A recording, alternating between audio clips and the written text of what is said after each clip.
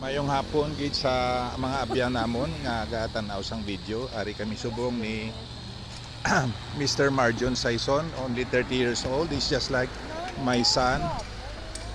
He is the one who did all these walls and fence, and even this latest addition, the gate. It's Marjon Saison, married to Shelly Ann, soon to be married with Shelly Ann Saison, and he did everything because he is a class A welder.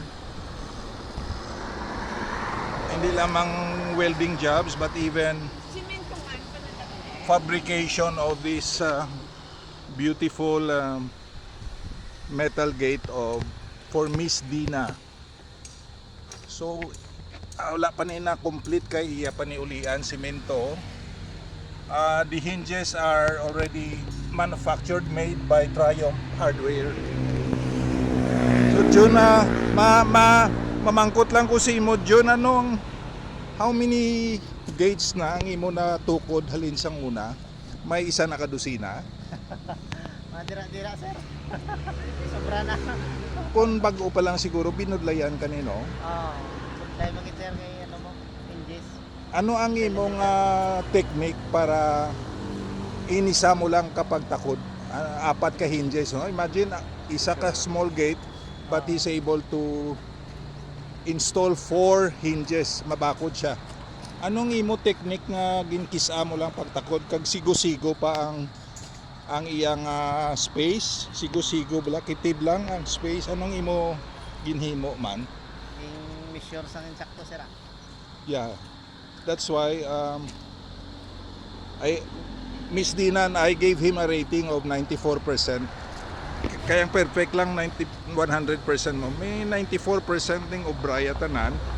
It's a total of 50 meters wide. 50 meters wide nga project. So we are blessed nga pati ang center gate, which is 1 meter wide, natapos na almost done.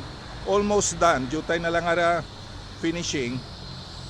This is the project of nada sa punta, butangan niya man nada gate. So, thank you so much Marjon. Pero sinugid number 1 nga ginapaslamatan mo sa sini nga project, sinugid ang pinaka numero 1? Ginoo sir.